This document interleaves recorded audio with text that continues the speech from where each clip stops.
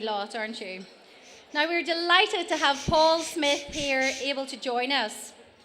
Now, Belfast-born Paul is the founder and owner of Celador Entertainment Limited. And in the last 30 years, Paul has led his business from its early days as a pioneering television facilities company through to BAFTA and Emmy award-winning global TV production, to Oscar triumph in the film industry. So you'll probably know Paul from Who Wants to Be a Millionaire, and they were setting that to the world's TV screens, and also Slumdog Millionaire. So I'd like to ask Paul to come up and BBC's Mark Simpson to facilitate an interview, and I ask that you give him your full attention. Thank you very much.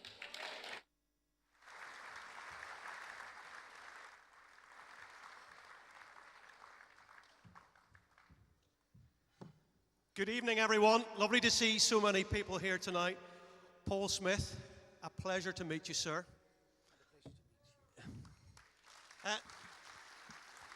Paul, let me get this right. You created one of the most successful movies of all time that won 8 Oscars, the most successful TV quiz show of all time, Who Wants to Be a Millionaire, and you went to Inst.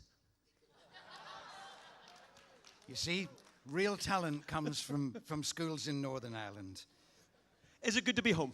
It's wonderful to be home, thank you. And it's an honor and a pleasure to be here, and thank you for inviting me.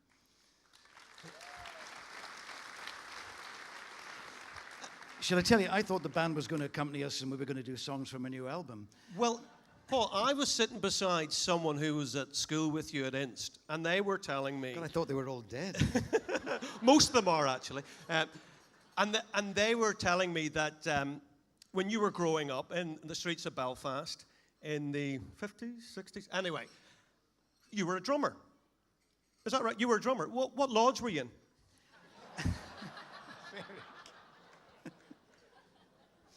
But you were a drummer in a band. Yes, I was a drummer in the Corsairs. Goodness, I heard that.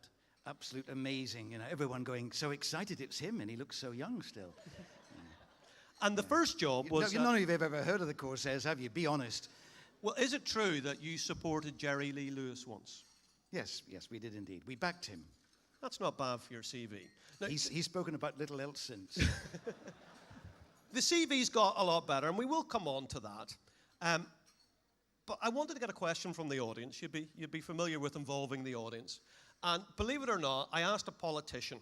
And so often you get a straight answer from a politician, but I asked Dr. Stephen Farry, if you were to ask Paul Smith a question, what would you ask him?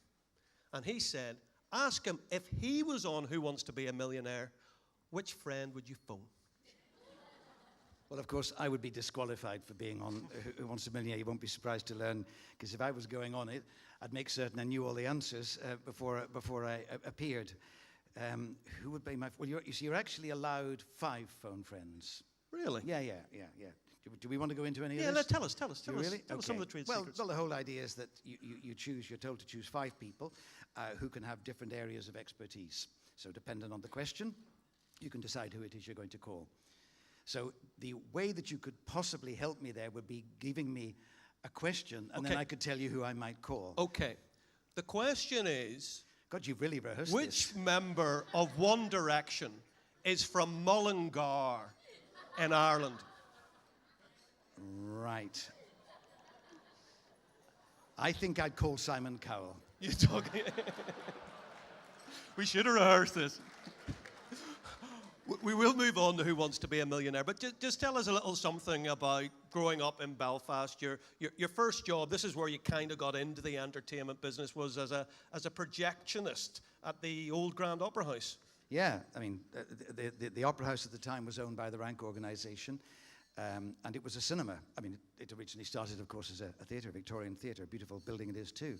But for whatever reason, I'm afraid, I don't know why, it had been decided that it wasn't going to earn its living as a live theatre, and it had been turned into a cinema. It was highly unsuitable to be a cinema. It was totally unsuitable as a cinema, but that's where I started as a projectionist, yeah. And this is another TV link. What happened next? You mean after I worked in the Opera House? Yeah, surely you did what anyone who wants to make it big in the world did. You went and joined the BBC. Yes, absolutely. That's anybody that wants to be big, go join the BBC, absolutely. Yes, I did. I went to London in 1966 to join the BBC as a projectionist, having learnt the trade in the Opera House. I have to say, I could teach anybody to be a projectionist. It would take about 20 minutes. But the BBC managed to put me on a course for 3 months to teach me how to do a job that I'd already done in Belfast. My boss is here tonight, so I'm saying nothing, Peter Johnson. Let's fast forward. Let's press the DVD or whatever it is now and fast forward. And you went to London weekend. You'd made it in London. You'd said bye-bye to Belfast and all your old mate. Though it is lovely that you've kept in contact with people like Chris McCabe, who a lot of people would know in this room as well. So we're fast forwarding. And you come up with this idea for a quiz show. Who Wants to Be a Millionaire? Tell us how you sold it. Well, I think I should correct you. Forgive me, Mark. I didn't come up with the idea. The basic idea, the basic concept was delivered by a guy called David Briggs, who acted as producer for many years on the show. I led the team to create the show that you would understand and know as Who Wants to Be a Millionaire, which is what he had conceived was something entirely different. But the basic elements were exactly as he had proposed it. It's very difficult. We know this great expression about with the benefit of hindsight, but Who Wants to Be a Millionaire took 2.5 years to convince anybody in Britain to put it on their television screens. Every single network turned it down, including ITV that finally screened it. And there were various different arguments put against it, and the most significant one was the controller of programs, the first controller of programs at ITV, when I was trying to convince him to air it, to commission it, and he said, the British public are not interested in seeing other members of the public winning large amounts of money. Clearly, he doesn't have a job in television anymore, I hasten to add. So, and it took a change to another program director of programs at ITV, David Lidderman, to actually see the wisdom in commissioning the show. And they say, as they say, all the rest is history. And yes, it wasn't your idea, but you were the person that was running with it. Were you saying to ITV, this is a winner? Were you convinced in your own heart, or was it just another project that you were as surprised as anyone else when it then was sold to 105, 106 countries? Well, anybody in this room, nobody who's involved in anything, it doesn't matter what it is, domestically, in business, nobody gets up in the morning and says, do you know what I'm going to do today? I'm going to be a failure today. I just feel like being a failure. Or I'm going to do something that no one's going to be interested in. Or I'm going to do something that doesn't stimulate anyone. Of course we don't. So what we do is we set off, and what we start doing is something that we believe is going to be successful. And I passionately believed in Millionaire, and I knew it would be successful. I couldn't possibly say that I knew it was going to be as successful as it became, but I believed in it. And in the entertainment business, in television, there are a few gatekeepers, the controller of each of the networks. And those are the people, I used to have an expression, they say yes, my children eat. And it was, and those few people, they're a buffer, and often they're a bad buffer. The story about the first program director, between the producer, the person that's going to make the program, and the public who are perhaps going to screen it. And if they decide that it's a bad idea, it sinks into oblivion. So determination and tenacity, and I'm not complimenting myself, I'm saying those are the qualities that are required if you're going to be an independent producer. You just have to work, and you have to believe, and you have to not ever take no for an answer. Never.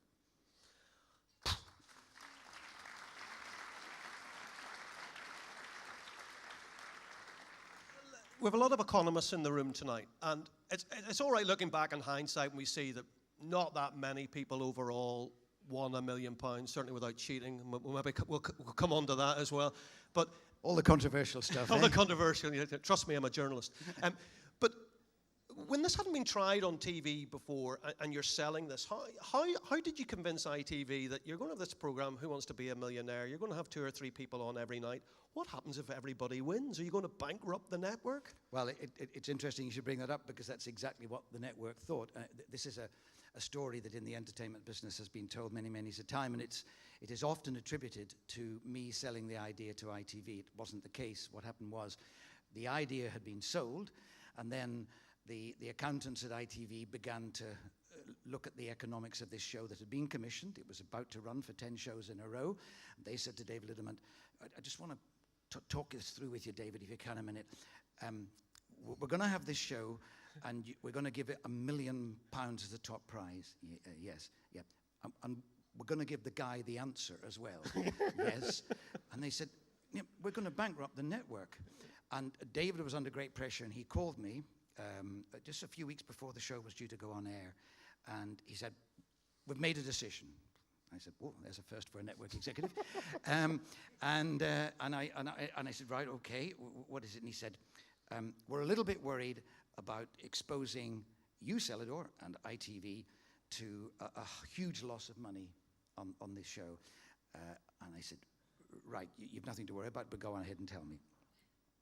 And he said, well, we have to be careful that we don't bankrupt the network. So what we're going to do is, once we've given away £1 million, we're not going to give away any more £1 million after that. What are you going to call the program then? I said, the show's called Who Wants to Be a Millionaire? And he said, then what would, I said, what's going to happen? Well, then the top prize will be £500,000. And I said, what happens when we give the £500,000 away? And he said, the next one, it'll be £250,000. And I said, this is getting very, very unpleasant. And I said, why are you so very concerned? Because we feel exposed. And I said, you do not need to worry. The show's format absolutely governs the amount of money that will ever given away, because it takes into account one fundamental element, and that is human behavior, what people will do in certain circumstances. And I have said repeatedly, if you're on the £500,000 question, and if you get it wrong, you will lose £478,000, just took me a moment there, unless the question is the equivalent of what is your name, are you really going to take a chance and lose £478,000? Of course you're not. ITV weren't having any of it. I said, okay, can I come round in a couple of days? You've made an appointment. I go round and I see David Letterman and the director of programs, Claudia Rosenkrantz. I'm sitting in his office. His office is down in Gray's Inn Road, 4th or 5th floor, something like that. Irrelevant information, but I just thought I'd have a bit of colour there. Should be a journalist. And his office is glass, and it looks out over a large central office when there's various administration and secretarial staff. We sit down, and I say to him, okay, do you have your wallet with you? He said, yeah. And I said, how much money do you have in it? And he opened up his wallet, and he said, I've got £180, excuse me. And I said, okay, do you mind just putting it down on the table here? He said, okay. And I said, can you write me an IOU now for £70, please? Okay. He writes it. I said, so effectively, there's £250 sitting there. Yeah, okay. So I open up my briefcase, and I pull out an envelope. And on this envelope, there's a whole set of them in the briefcase. And I say, it's got £250 on it. I put it down on the table. I say, there we go. You have to trust me. There's £250 in there. So we've got £500 we're playing for now. He said, yeah. I said, just one more thing, by the way. If you lose, you don't charge this to expenses. So if you lose this money, you lose your money. I have to create in your mind a vague sense of what it's going to be like sitting in that chair doing the show. Okay, all right. Here's the first question. He looks at it, and he says, I can't remember this whole thing. I can't remember what the question was, but it was in Millionaire format, so it was question, 4 alternative answers. He goes, I don't know, Claudia, what do you think? I said, hang on a minute, you're playing the game. He said, no, I'm going to phone a friend. It's Claudia. I said, okay, go ahead. So he has a chat. They're uncertain. He said, I'll go 50-50. Okay. I said, it isn't that one, it isn't that one. They talk a bit more. We think it's that, whatever it was. I said, you're right, well done. Great, fair enough. Okay, next question. I said, okay, you've got 500. Here's an envelope, it's got £500. I put it down there and I said, here we go. Right, next question. He looks at it. He looks puzzled. He goes and he opens the door and he shouts out across the whole gathering outside, does anybody know, and this wasn't the answer, but the question, by the way, I hasten to add, but does anybody know what the capital of France is? And there's various different mumblings, and but there's certainly nothing particularly decisive. And he walks back in and again, and he goes, I don't know. And I said, right, so what do you want to do? You can stick, keep the money. You can lose and give me the money back. That's the choice. Or you can have a go, and you might be successful, but you've got 4 choices. And he goes, I'll just take the money. And I said, there you go. And the rest is history. And after that, they didn't question it anymore. And I did warn I would bring it up, but somebody decided one day that they would cheat. Like, some people still don't believe that they were cheating. I take it you're convinced the Major was guilty as charged. What are your recollections of that incident? My recollections are very, very specific. It disrupted the smooth operation of the company for the best part of a year because the Crown Prosecution Service took it up. He was charged and convicted. He, his wife, and their accomplice, this guy Tekman Whittock. I was up at another set of studios. The Millionaire by that time was being made in Elstree Studios. I was up at Wembley Studios on that show with the BBC. I had nothing directly to do with the show, but a BBC executive was there that night. So if a network executive is going to be there, somebody from the production company's got to be there to, give them a drink or two and tell them everything's going to be fine and not to worry. And it was Ruby Wax's Commercial Breakdown, which was a very successful show and everything, so they had nothing to worry about. Anyway, I'm sitting there, my phone goes, and it's the producer from Millionaire, and he says, sorry to bother you. He said, we're on a commercial break. The show is taped. He said, we're on a commercial break. I said, you're calling me to tell me you're on a commercial break? No, we're on a commercial break. The contestant that's on has just answered the £1 million question. He said, right. He's got it right. And I go, good, okay, there's another one. Fine, we've got enough money, that's okay. And he said, no, he's cheating. And I said, all right, what's he doing? I don't know. I said, how do you know he's cheating? And he said, human behavior. And I said, right. He said, what am I going to do? And I said, well, if you don't know what he's doing, we can hardly stop the show, so give him the money, right? And then we'll sort it out afterwards. So I said, I am getting in my car now. I'll come up to Elstree, keep the studio operation, keep the power on, just don't switch it off, and I'll arrive, and I'll get up there.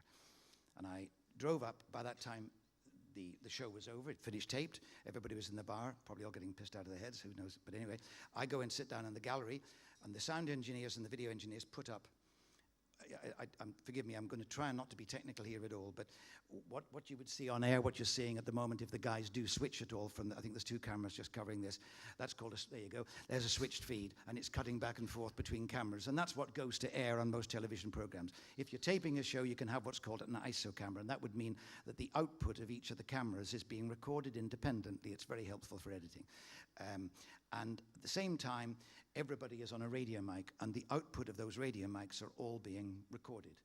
They haven't been faded up. Again, the sound engineers here would understand.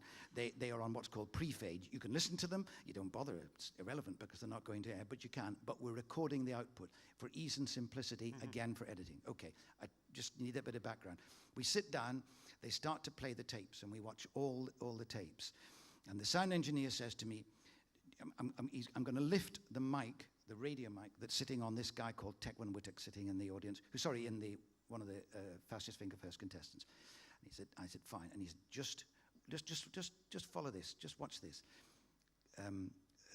Chris asks the Major a question. Again, forgive me, I'm going to use a banal one, but it doesn't matter. It's not important because it's the sequence and the technique that we're using, which was quite specific. So he would say, what's the capital of France? Is it Brussels? Is it Belfast? Is it Paris? Or is it Stuttgart? And this same process was repeated over and over again. And there was a pattern every time. And the bizarrest thing is that he would say, he clearly had to mention each title, because only then could he prompt the prompt he was getting, right? Yes. So if he didn't mention each answer, each potential answer, then he wouldn't get his prompt. And as the show went on, I mean, the most bizarre thing that happened, again, I'll use the same example, it wasn't the case. He said, well, it's not Brussels, it's not Edinburgh, I'm absolutely certain that it's not Paris, and it can't possibly be Stuttgart. So it must be Paris. And we will all go, what?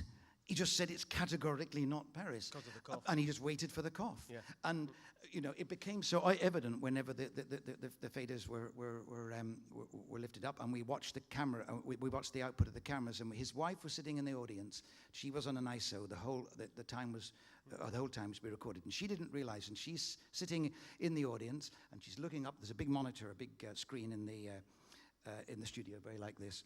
And she's glancing up at it, and you can see that she's checking to see if she's on air or not. She can see she's not. And then she's looking down, and, I mean, daggers ain't the word for it, looking down, thinking, stop this. And we're certain that they had an agreement that they would stop at, let's say, 64 or 125,000. Oh, really? Well, and they got carried away. Because he was sitting there thinking, this is easy. Yeah, you know, God. I mean, there's a guy coughing behind me, and I can just answer the questions. Right.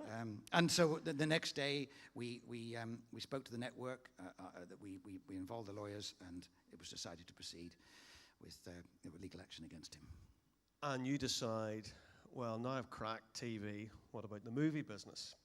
And you like this Millionaire business, because from Who Wants to Be a Millionaire, it became Slumdog Millionaire. And there are a lot of numbers people in the audience. Remind me, what were the figures in terms of how much did it cost to make the movie, and how much did it gross?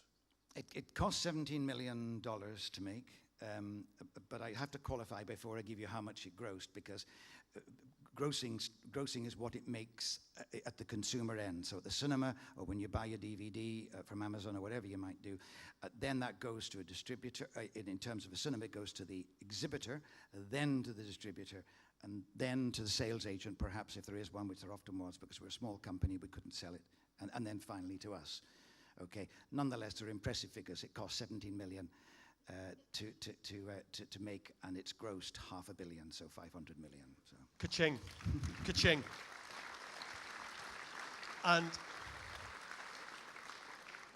I have to say, by the way, because quite rightly so, you've got to shoot this through, and I'm seeing everything at fast speed in front of me. But we made a lot of movies before we made Slumdog. Fair enough. Okay, Yeah, okay, good point. Okay, so he doesn't want to hear about that.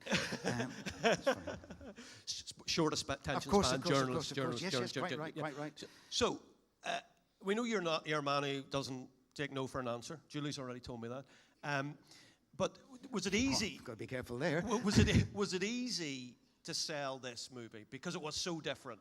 Did the big companies in America just bite your hand off for it? Well, the way that a film is sold, an independent film, if it's a studio film, it's financed by the studio takes the responsibility for it. And the big blockbuster movies are made for budgets that are so incredibly high that independent producers, generally speaking, there's a wonderful independent, well, technically they're not independent, but anyway, they're called Working Title. They're in London, run by Eric Fellner, a brilliant company, but they're majority owned by Universal. They are nevertheless classed as independent producer. But if we get them out of the equation, because that's very confusing, independent producers, true independent producers, have great difficulty in selling their movies at all. And the way that you do it is, if you believe, you put the money into the development of a script, you then sign up your director, your leading artists, anything else that you can take along and say, this looks good, doesn't it? Look what we've got, this is going to be good. Somebody reads the script, somebody else looks at your director, the leading artist, and they say, yeah, okay. And as far as North America is concerned, Canada, the United States of America, and Mexico, we went to Warner Brothers. Warner Brothers gave us $5 million towards our $17 million budget. We had the $17 million ourselves because of the success of Who Wants to Be a Millionaire. So we were entirely independent. So we were going ahead and we had committed to make the movie, but we want to lock everybody in. So we sold what's called an advance. So they give us $5 million for them to secure the rights for North America. Then when the money starts coming in, we get a proportion of the revenue, and once it exceeds 5 million, if it ever does, then we get a proportion of that. And they gave us 5 million. I hasten to add 500,000 on delivery, and the 4.5 million remaining. Sorry, 500,000 on signature and 4.5 million on delivery when we give them the movie. We were making this in 2008. It had been shot over Christmas 2007 into early 2008, and we're preparing it and ready for the Toronto Film Festival in September of 2008. Very important, first big film festival of the season. And Toronto's got a certain cachet about it that if you're successful at Toronto, you begin to influence all the others that follow. And we want You needed to get it out by then. It was very, very important. You can only get it if you have a distributor. They won't run a movie in Toronto as an exhibition to hope to get to a distributor. You have to have one. But it's okay. We had Warner Brothers. Yeah. And They bite your hand off then, you didn't could absolutely. You couldn't do better than Warner Brothers. So Danny and Christian Colson, the producer, go out in August with a tape under their arm of the virtually completed movie. Virtually the movie that you will have seen in the theatres, in TV, on DVD, wherever you might have seen it, if you have it all. They sit down in a viewing room. This is absolutely true. They sit down in a viewing room with the executives from Warner's, and you need to understand, these guys aren't looking at a script. They're not having to use their imaginations. They're not having to predict and understand, will Danny do a good job, etc., etc. There it is. May not have all the music on it, may not have some of the opticals completed on it, maybe a little bit of editing still needing to be done, but the basic film, 90% is there. And these are experienced film executives. They sit down, they watch the movie, the lights go up, the silence, and they say, ain't going to do any business. So we say, all right. So they say, we'll not release it. It'll go straight to DVD. Straight to DVD? Yeah. And we say, no. You don't, they will still have to give us the 5 million. That's a contractual obligation. But it's, to us, we see we aren't going to make any more than 5 million out of North America. If this is an unreleased film, in terms of theatres, and it goes to DVD, we might get the 5 million eventually. So we say, well, we think you're wrong. And they say, well, we're the distributor, so that's that. So Christian calls me and says, what are we going to do? And I said, we just recently done a film with Fox Searchlight, and they'd been brilliant, independent division of Fox, run by a great guy called Peter Rice, who after Slumdog Millionaire was appointed to the head of the studios, by the way. We called him and we said, we've got this great movie here, and Warners don't seem to like it very much. Are you interested in having a look at it? And he said, yeah, okay, come over. And we showed it to him, and he said, I'll take it right away. Wow. And it just goes back to what I was saying earlier on, that for independent producers in television and film, there are a few people that say yes, and when they do, great, and when they say no, and they sometimes and often say no when they should have actually said yes. And if you've all sat in a television theatre, or excuse me, in a theatre, or watched television late at night, they also say yes when they should have said no, by the way. I've only got a couple more questions, but let me put you on the spot in terms of that, because if you do seem to be a man with a vision for the future about what's going to go and what's not going to go. If people in here are thinking, what's going to be the next big thing? Is it going to be social media? Is it going to be still the internet? Is it DVD? Or what's the next big thing within that global media market? What should we be targeting or investing in your opinion?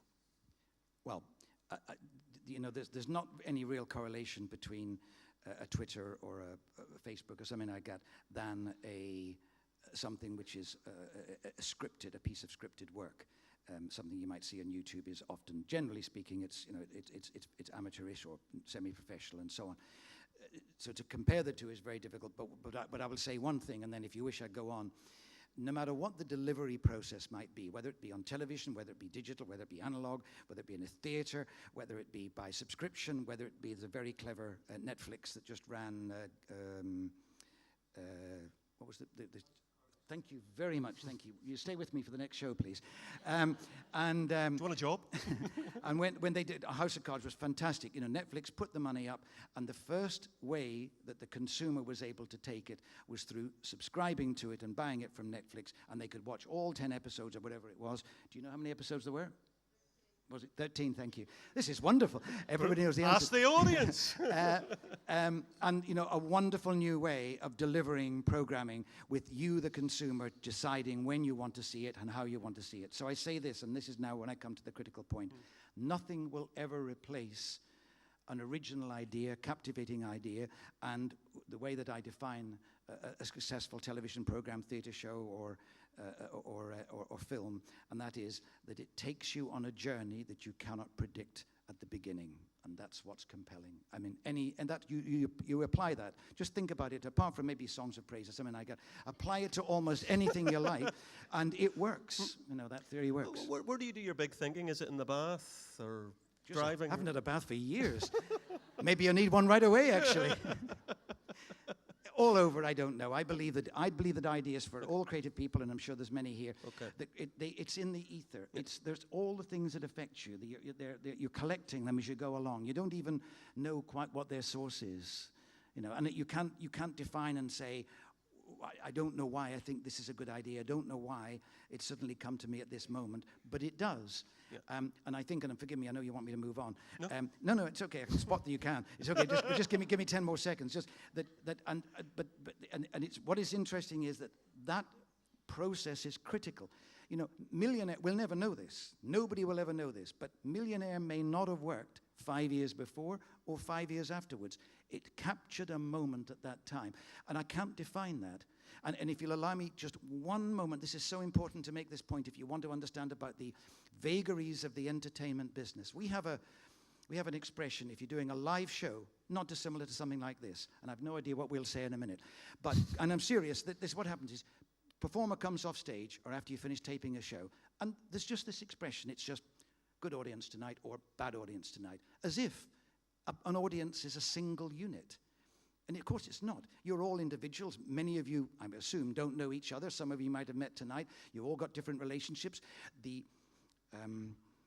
influences that on you today might be different. Some of you have had a good day, some have had a bad day, some have had an indifferent day, whatever it might be. So there's nothing that makes you collective, a unit at all, except that you happen to be here tonight.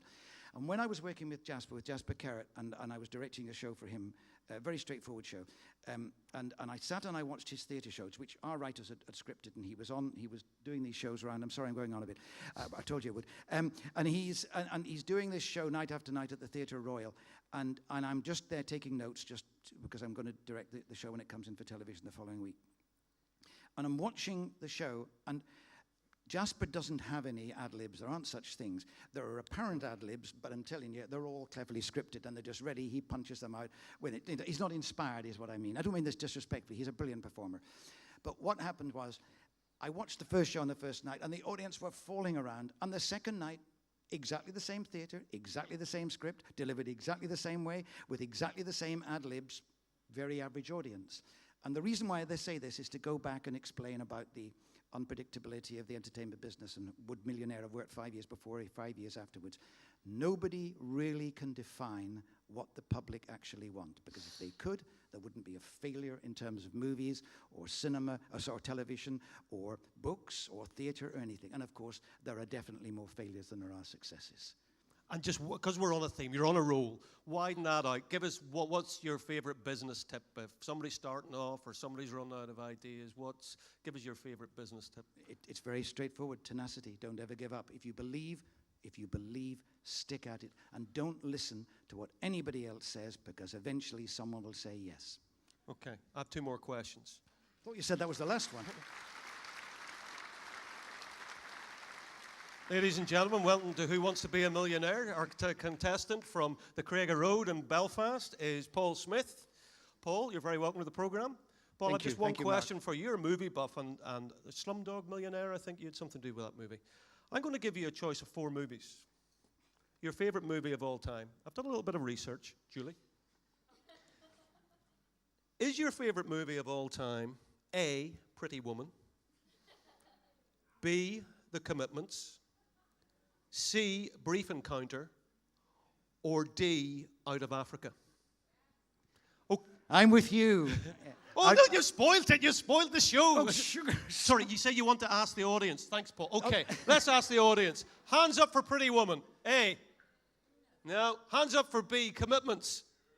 Good film. Yeah, good film. Hands up for C, Brief Encounter.